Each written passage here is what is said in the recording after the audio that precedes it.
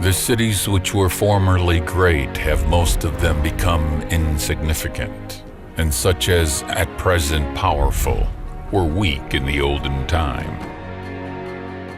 I shall therefore discourse equally of both, convinced that human happiness never remains long in one stay. It would be difficult not to concur with Herodotus, the father of historiography, in this characteristic account of big cities of the past and the present.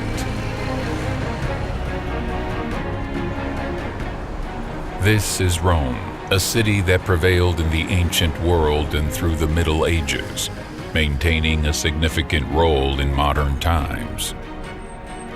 Legend has it that Romulus and Remus, twin brothers, founded it in 753 BC. They were heirs to Mars, the god of war, and were suckled by a she-wolf, hence the city bears the name of Romulus.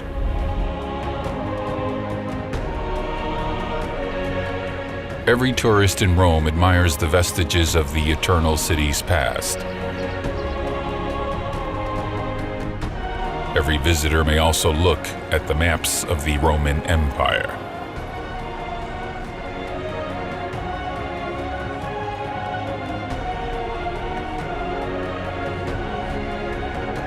And they may quite naturally wonder whether there is a modern capital in the world today that predates Rome. Perhaps it is Washington, D.C. No way. Maybe Paris, London, Berlin, or Moscow. These are too young to match up to Rome. Then possibly Beijing, Delhi, Tokyo in the east? Negative.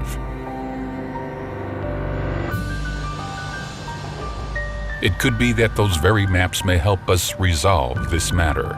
Quite a few of the powers on these maps nowadays are nowhere to be found.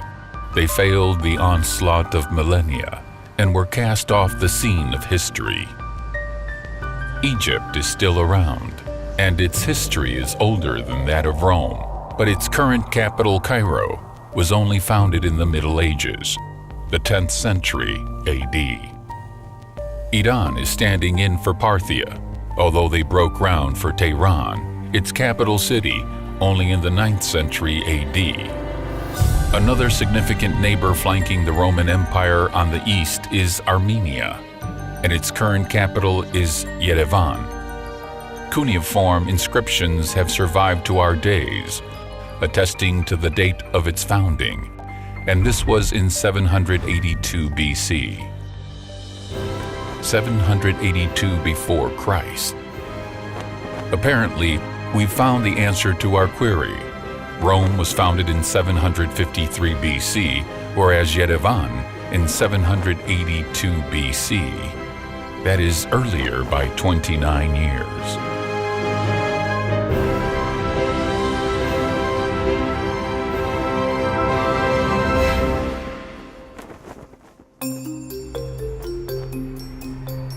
This is the city hall in Yerevan. Each column on the facade of this remarkable building is dedicated to one of Armenia's prominent former capitals.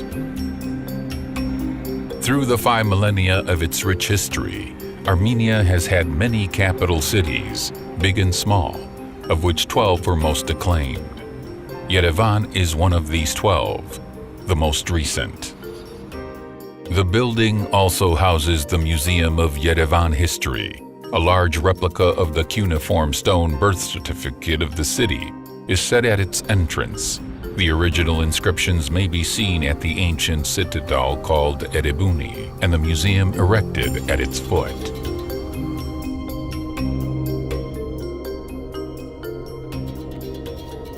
Rare are the cities in this world that possess written depositions on their founding birth certificates carved in stone. Yerevan is one of the lucky few.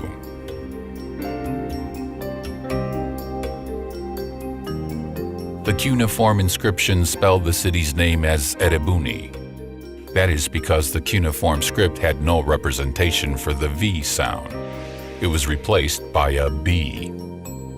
The phonetic transformation of the AU pair was pretty common, which is why Yerevan is presented in cuneiform transcription as Erebuni.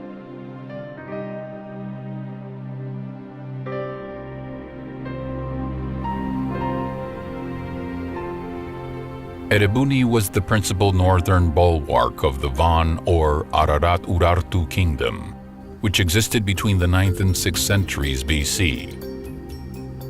There is a reference to it as Ararat in the Holy Bible. Urartu is certainly the ancient name of the country which today we call Armenia.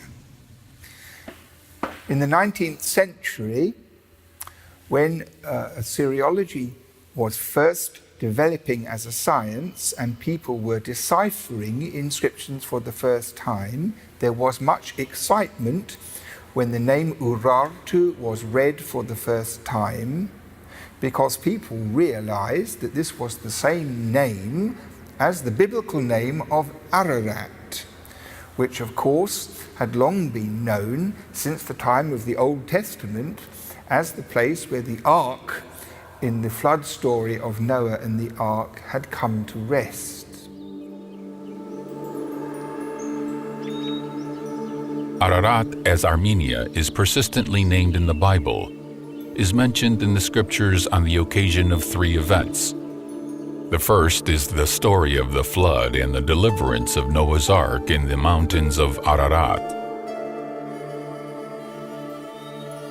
The other 2 pertain to the affairs of the 7th and 6th centuries BC, when the Ararat kingdom was one of the formidable states of ancient East, and the city of Erebuni Yerevan was its main stronghold on the north.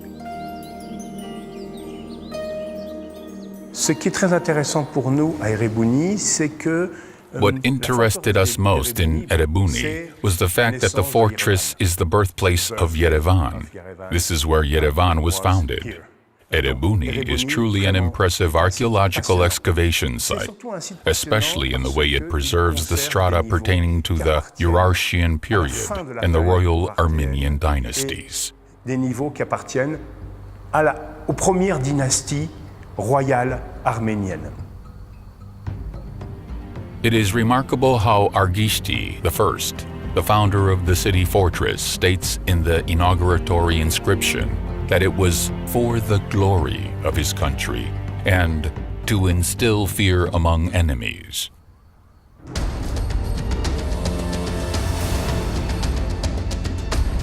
By the greatness of the god Kaldi, Argishti, son of Menua, built this mighty stronghold and proclaimed it Erebuni for the glory of Biainili and to instill fear among the king's enemies.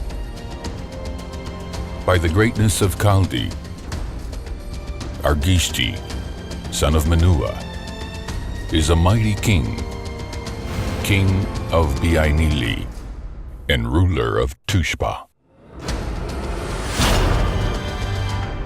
In cuneiform script, the phonetic transformation of the AU pair was common. Hence, in Assyrian and Babylonian cuneiform sources, the Ararat kingdom is often referred to as Urartu.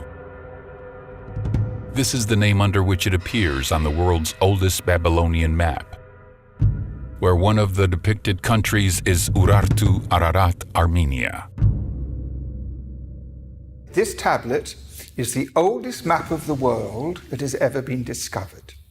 And it's an archaeological object which is now in the British Museum, which was discovered in the ancient city of Babylon in Iraq in the 19th century. The scribe very carefully wrote on the surface of the map the names of different cities or different tribes or different places which he knew about.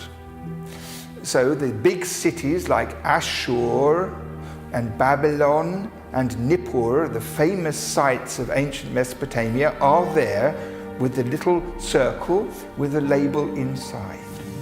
Also, up in the northeast, there is a cuneiform inscription which says Urartu. and Urartu is the ancient name that we know today of ancient Armenia.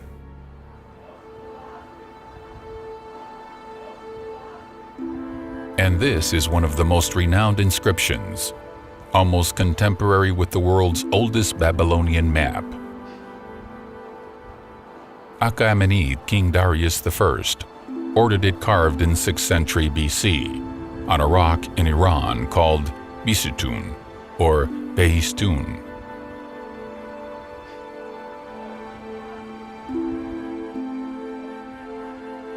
In the Persian section of this trilingual inscription, Armenia is spelled Armenia.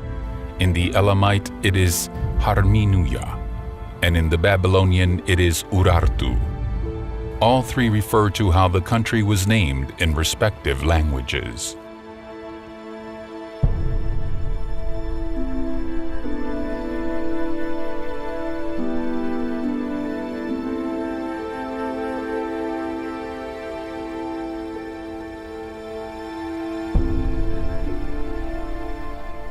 Let us return to the Erebuni archaeological site.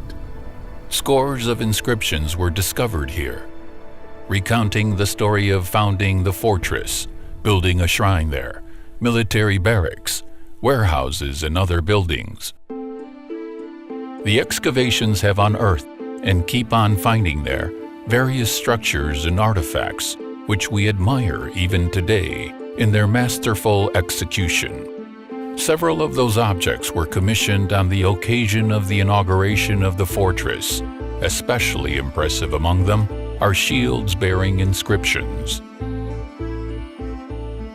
Ci troviamo sul territorio della città. We are within the city walls of Erebuni now.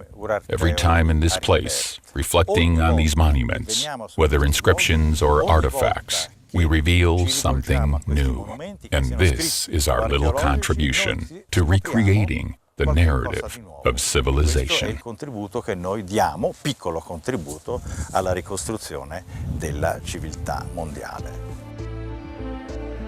Erebuni Yerevan excavations began in 1950. Many of the inscriptions found at the site do not refer to an exact date of the fortress's founding. Where has it become known from then?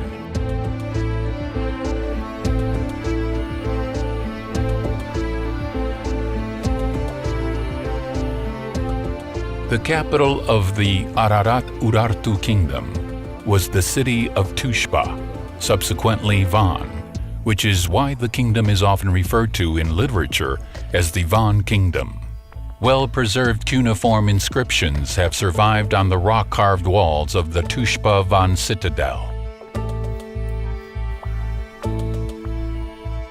The largest among them, containing also the longest history of the kingdom of Van, recounts year by year the deeds of Argishti I, the most powerful ruler of Ararat-Urartu.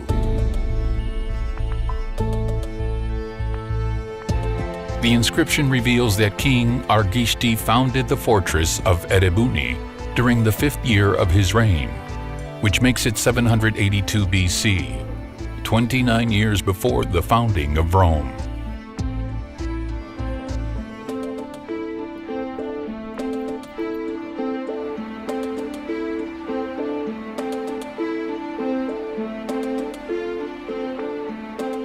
Erebuni, though, is not the earliest frontier in the history of Yerevan. Traces of human habitation in Yerevan date back to the early Stone Age. Remnants of a skull discovered in one of Yerevan's Stone Age caves made it possible to reconstruct the face of this 40,000-year-old cave dweller. Şengavit, one of the better-known ancient settlements, is on the shore of the Yerevan Lake. It used to be a preeminent center of the early Bronze Age in the Armenian highland, which is why a number of scholars have named its Milia the Şengavit culture. The Şengavit or early Bronze Age culture lasted about a millennium, from the middle of the 4th to the middle of the 3rd millennia BC, spanning the entire Armenian highland. between the 28th and 26th centuries BC. It spread onto the neighboring countries, onto the northern Caucasus, extending in the south all the way to Egypt and the central regions of Iran. In fact, about 5,500 years ago, Yerevan through Şengavit became the center of the Armenian highland, maintaining this position for almost a millennium. Interestingly, 4,000 years down the road, it once again became the center of the Armenian world and has been playing this role for 500 years now. There is a certain mysticism in this. As the Bible goes, everything returneth again according to his circuits.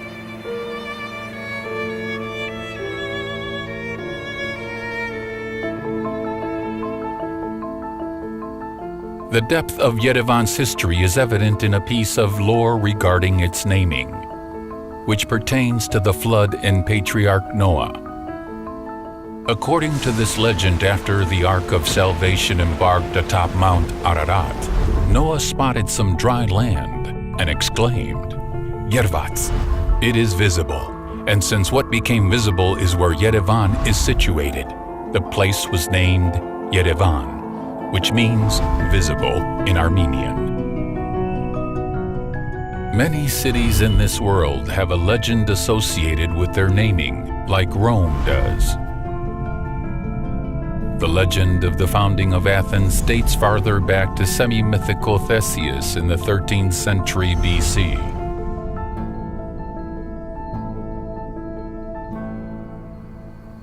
Here again, Yerevan has a clear advantage. According to lore, it was founded by Patriarch Noah, the progenitor of modern mankind, whereas the already purely historical evidence carved in stone dates it at year 782 BC. As an inhabited settlement, Yerevan has had uninterrupted existence from the date of its founding to our days. Within the city perimeter, in the immediate vicinity of Şengavit, is the fortress of Teşebaini in the ancient settlement of Karmir Blur, also founded during the Ararat-Urartu kingdom, about 100 years after Erebuni. This astounding city fortress became yet another northern bulwark of the kingdom. Even after the Ararat-Urartu kingdom, life within the territory of Yerevan was quite vibrant. The palatial complex built in the Erebuni-Yerevan outpost in the Achaemeni period comes to prove it, as do the discoveries of hoards of coins of Alexander the Great, Seleucid, and Parthian kings and Roman emperors. The place also thrived during the early Middle Ages, when Armenia became the first to adopt Christianity as an official religion of the state in 301 AD. This was attested to by the St. Peter and Paul Church, built here in the 5th century and subsequently pulled down by atheist Soviets, as well as by the Yerevan Cathedral, built in 590, now dilapidated. There exist many testimonials on Yerevan in the works of medieval historians, where the city is referred to as Yerevan, Arevan, Yerevan, Yerevan, and other variations. Most noteworthy among these is the passage in the chronicle of the 7th century historian Sebius on the Arab invasion of Armenia in 642 to 643. The invaders lay siege on Yerevan, fought extended battles under its fortified walls, all to no avail. Yerevan flourished during the Armenian kingdoms and principalities of the 9th to 13th centuries. New spiritual and cultural centers were founded. Manuscripts were written and copied. It is characteristic that Yerevan with its environs won acclaim for its famous gardens, referred to in numerous records. In the middle of the 13th century, the Mongol Tartars conquered Armenia. Substantial population was massacred or driven into captivity. A massive exodus of Armenians began. The Mongol-Tartar invasion was followed by another calamity. In 1387, the hordes of Tamerlane besieged Yerevan.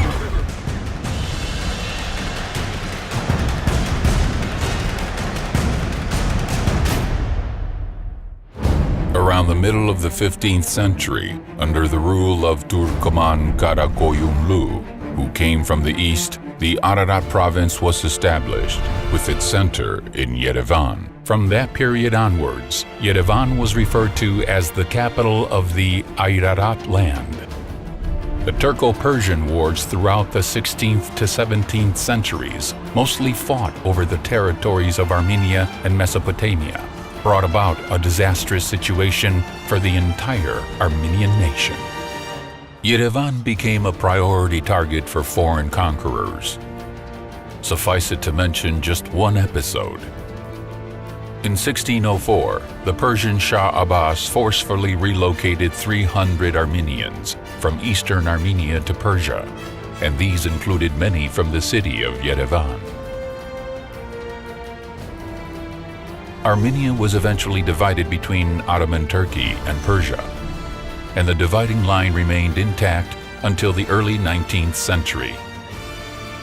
Eastern Armenia was handed to Persia, while Turkey occupied Western Armenia. A substantial part of Eastern Armenia comprised the Khanate of Yerevan. The Khanate also included the spiritual center of the Armenian Apostolic Church, the Holy Ejmiadzin.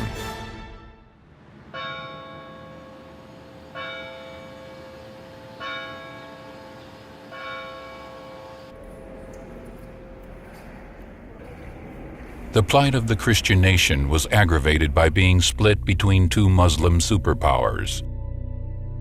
The unbearable conditions impeded with the advancement of culture, socio-economic development. An example to illustrate. Armenian printing originated in Venice in 1512, followed by dozens of Armenian print shops sprouting throughout the countries, with even the smallest Armenian communities in them. Nevertheless, the Armenians accomplished setting up the first one in their own land, only 260 years after the invention of print, in 1771 through the efforts of Catholicos Simon Yerevanci. This is the throne of the famous Catholicos, who was born in Yerevan, now on display at the National History Museum of Armenia.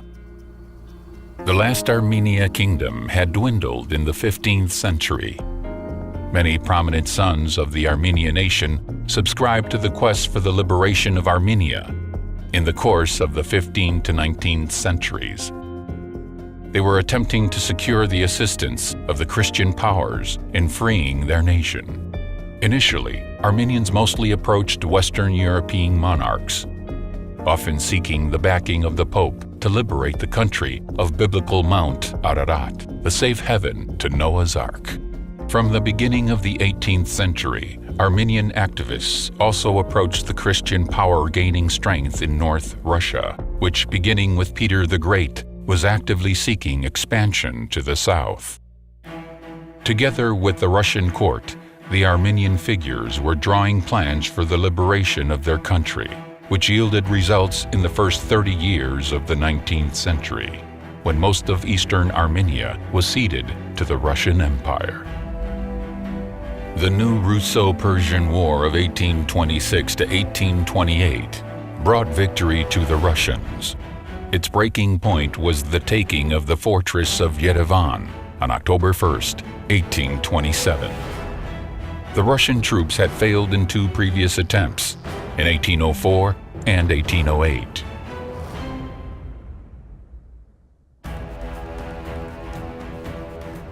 Under the Treaty of Turkmenchay, concluded on February 10, 1828, the Khanates of Yerevan and Nakhichevan, as well as the Ordubad region, were ceded to Russia. These territories were consolidated into the Armenian province, an administrative unit in the Russian Empire. The title of the Russian emperor was augmented with the Lord and King of the Armenian province.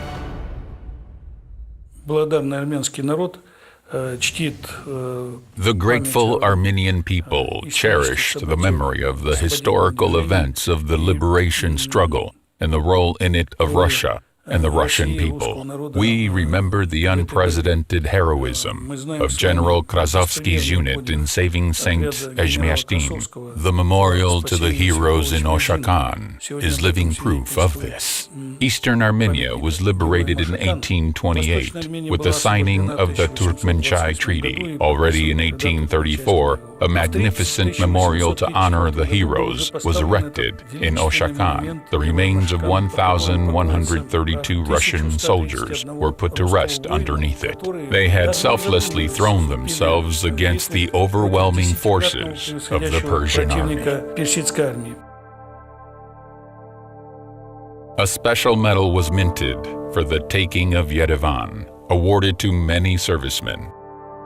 During the war, Armenian volunteer regiments distinguished themselves with heroism. They fought alongside Russian troops under their own banners, winning admiration and awards from the Russian command.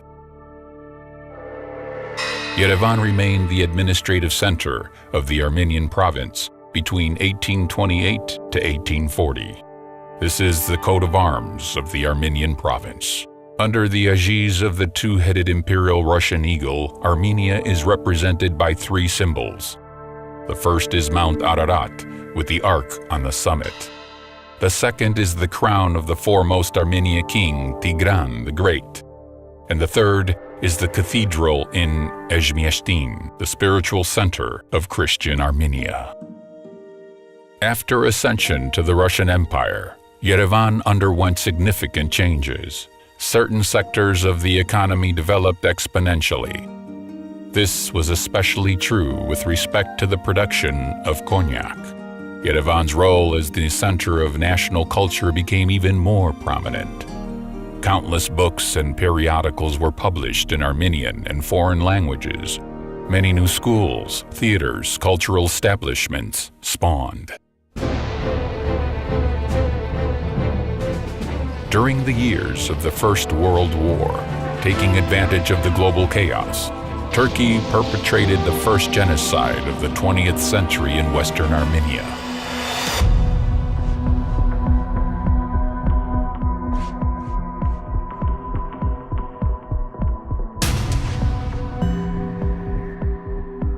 Hundreds of thousands of its survivors, Armenian exiles, found refuge in eastern Armenia. Yerevan too became a haven for huge numbers of refugees. In 1917, the two Russian revolutions toppled the Russian Empire. In January of 1918, Turkish troops invaded Transcaucasia. The situation was disastrous. The enemy exceeded Armenians in numbers and armament. But the Armenians consolidated around Yerevan, and in May of 1918, through a series of decisive and heroic battles, contained the onslaught. On May 28, 1918, the independence of Armenia that had declined in the 14th century was regained. Yerevan was proclaimed the capital of the Republic of Armenia. This is the old history of Yerevan, chronicled through millennia to our days. One may be envious of such an ancient history, kind-heartedly, of course.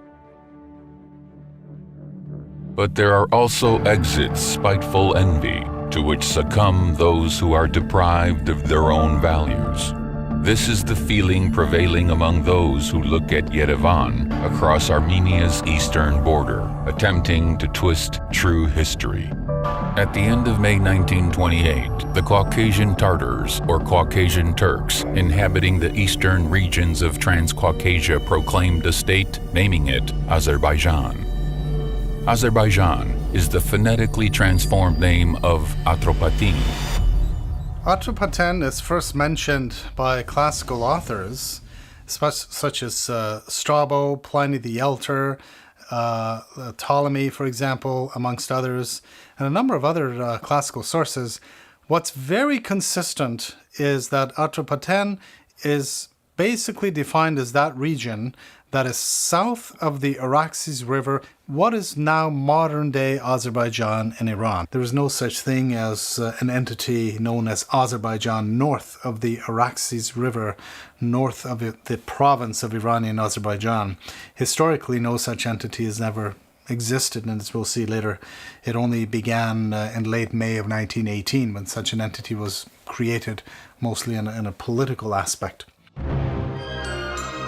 Yerevan celebrated its 2750th anniversary in 1968, setting off a tradition. Every year in the month of October, Armenians celebrate the day of their capital. With an aspiration to falsify the history of Yerevan, an event was organized in Baku in 2011, in which the president of Azerbaijan, Ilham Aliyev, participated himself. It was called the 500 Years of the Fortress of Yerevan. Azerbaijanis allege that Yerevan was founded in the beginning of the 16th century by Revan Guli Khan, from whom the city's name therefore originated. One has to be half-witted to make such a claim, since Yerevan and its fortress have been mentioned dozens of times before the advent of the 16th century. As early as in the 7th century, Yerevan withstood the Arabs, remaining impregnable. In 1387, it fought Tamerlane when 500 of its citizens fell. Then again, how could it possibly be founded in the early 16th century and be named after Revan Guli Khan when 2 centuries before that, in the first half of the 14th century, Mongol rulers Abu Sa'id and Anushirvan had minted coins in the city of Yerevan with its name on them? Falsification as Azerbaijani public policy does not limit itself with forging the history of the capital, Yerevan. It extends over all of Armenia and its people.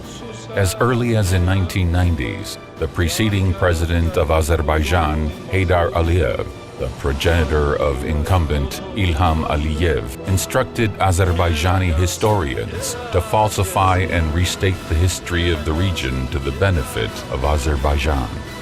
Already during the Soviet period, there existed a good school in Azerbaijan, but unfortunately, it is now mostly suppressed. Those who at least say something, who dare to speak up, get persecuted by people who are appointed through political motivation and are rather detached from science. As a result of public policy intent on fabrication, not only Armenian lands and cultural monuments were proclaimed Azerbaijani, but also the history and culture of other nations.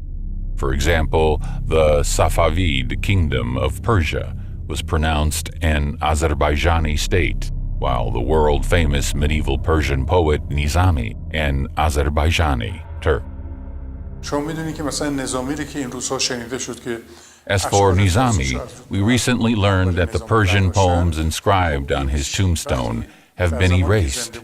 Nizami himself, when once requested to recite a poem in Turkish, responded with the following 2 beats: "A Turk's conduct does not befit us. Turkish speak is not our value. He who is noble shall speak a noble tongue. That is, I am Persian and shall speak in Persian. It belittles me to use the savage language of the Turk." One of the important pillars of Azerbaijani falsification is the statement that Armenians did not inhabit the territory of the current Republic of Armenia before the 15th century. In order to comprehend the absurdity of this, one only needs to cast a glance at the prominent maps of the world, drawn and published, incidentally, by non-Armenians.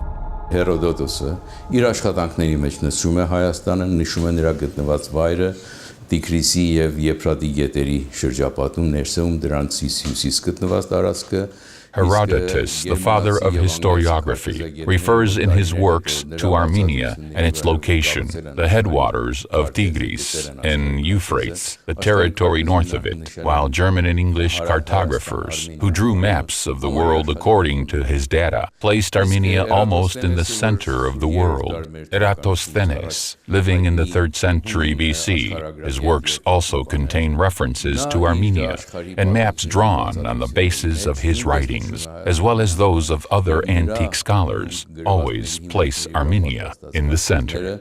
Ինչպես նաև մյուս հայտնի հույն աշխարհագրագետների, մասնագետների պատրաստած գրած գրությունների հիման վրա պատրաստված քարտեզները, բոլորը կենտրոնում ունեն Հայաստանը.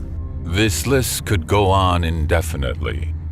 Browsing through maps by famous antique and medieval authors, Strabo Ptolemy, 10th century Arab geographer Al-Istarkhi. Armenia throughout is placed between the Black, Caspian, and Mediterranean seas.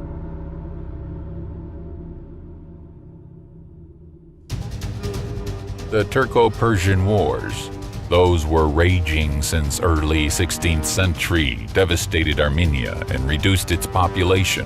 Leaping at this opportunity, the Azerbaijani fabricators of history attempted to claim that no Armenians lived in this region on the 17th century. The ludicrousness of this claim is made apparent by a neutral source of the period, the famous French traveler Jean Jardin. Passing through Yerevan in 1673, which was then under Persian rule, he made a drawing of the city, entitling it the German publication of his travel memoirs. Yerevan, the capital of Armenia, mind you, of no other country.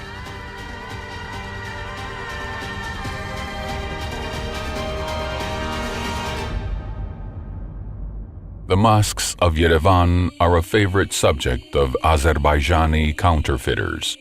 According to various sources in the 19th century, there were 2 large mosques within the perimeter of the Yerevan fortress and 6 smaller ones nearby.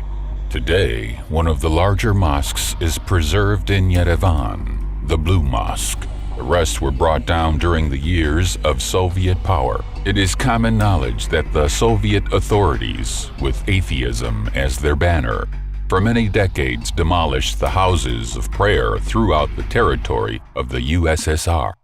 Numerous Christian Armenian monuments were pulled down in Yerevan through those years. The St. Peter and Paul Church, built in the 5th century, was ruined in the 1930s. The magnificent St. Mary's Cathedral of the 12th and 13th centuries was destroyed in the center of Yerevan. The churches of St. Gregory the Illuminator, St. Simon, Besseruni, Maler, the medieval cemetery of Kozern, Gethsemane, and many other structures of historical value were demolished. In 1938, notwithstanding the numerous protests and complaints, the authorities pulled down the surviving fragments of the walls of the fortress of Yerevan, building a wine factory instead. The Russian Nikolaev Church, a majestic 19th century architectural monument, was also destroyed. And the 1913 St. Mary's Russian Orthodox Church in the 1930s was converted to a movie theater.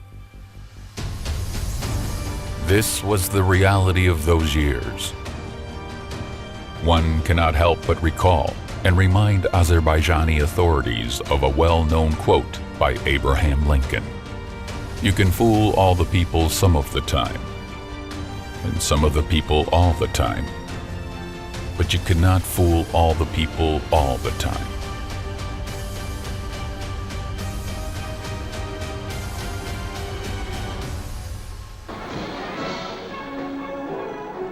The restoration of Armenian statehood in 1918 opened a new page in the history of Yerevan. It was officially proclaimed the capital city of the Republic of Armenia. The presence of tens of thousands of refugees, the famine and outbreaks of disease notwithstanding, the new state managed to get on its feet. After many centuries of foreign rule, Armenian universities, cultural and academic centers reopened. In accordance with the Paris Peace Conference, the Treaty of Sèvres and the U.S. President Woodrow Wilson Arbitration Award of 1919 to 1920, the Republic of Armenia should have consolidated 4 out of 7 provinces of Western Armenia. Yerevan was to become the capital of United Armenia. This was something that never took shape. Kemalist Turkey, in alliance with Bolshevik Russia, waged war against Armenia in September of 1920. On December 2nd, 1920, Armenia was conquered and split between those two countries. Most of the territory of the Republic of Armenia was joined to the Soviet state. Karabakh and Nakhchivan were severed from that territory and handed over to Azerbaijan, and on the remaining 30,000 or so square kilometers extended the power of Soviet Armenia. The Armenian Soviet Socialist Republic was a semi-independent state within the USSR, and Yerevan was once again its capital city. The occupation and alienation of Armenia's territories throughout the 1920s to the 1930s, the destruction of numerous monuments of Armenian culture and faith, the exile of progressive intellectuals had an extremely detrimental effect on the country and its capital city.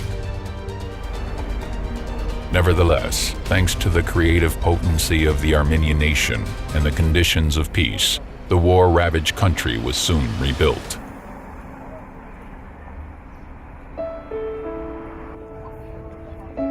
Led by the talented architect Alexander Tamanian, the city's development under a uniform plan began in 1924.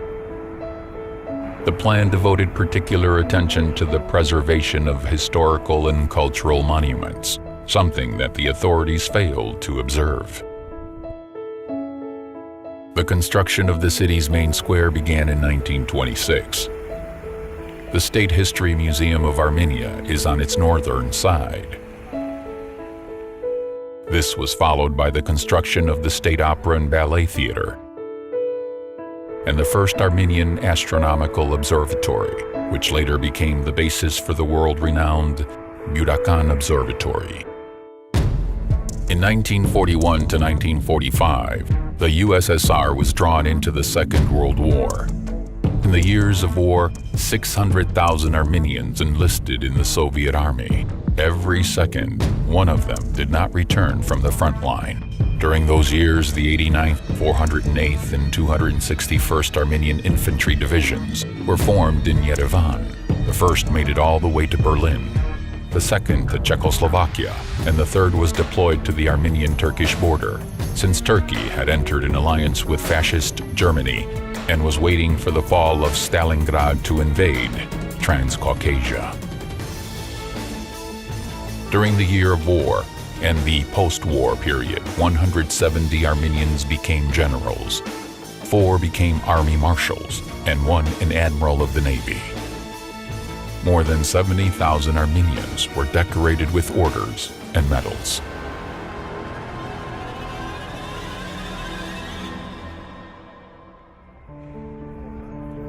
Following the end of Stalinist tyranny in the middle of the 1950s, the peoples of the USSR acquired certain possibilities to develop their respective cultures. Matenadaran, the world's biggest depository of Armenian manuscripts, was built during the 1950s. Today, it preserves about 18,000 manuscripts and more than 100,000 archival documents, not only in the Armenian language, but in the classic Greek, Assyrian, Latin Arabic, Georgian, and other languages.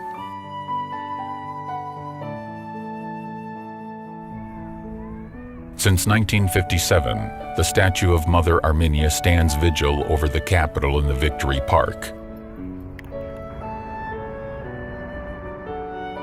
Not far from it, a 50-meter-high stele of Victory was erected in 1967, crowned by a symbolic turret of an Ararat Urartu kingdom fortress and the tree of life, a symbol of eternal life.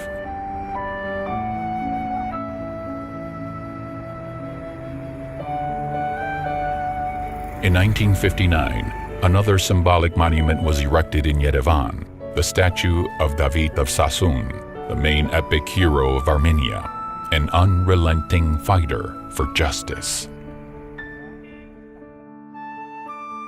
1965 marked the 50th anniversary of the Armenian genocide perpetrated by the Turks.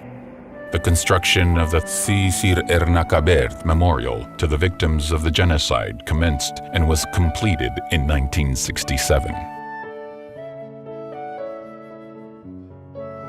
Dynamic construction in the city continued through the subsequent decades. The Yerevan Underground was commissioned. The sports and concert complex, a major cultural venue of the Republic, many others.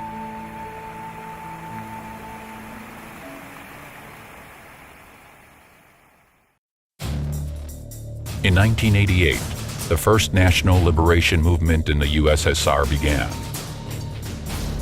The Armenian people rose up with the fair demand to reunite Karabakh with the motherland. Thus began the story of the collapse of the USSR. Armenia regained its independence in 1991.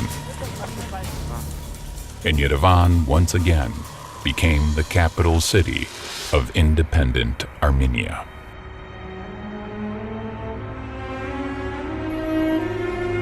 This ancient city is now one of the flourishing and young metropolises of the world.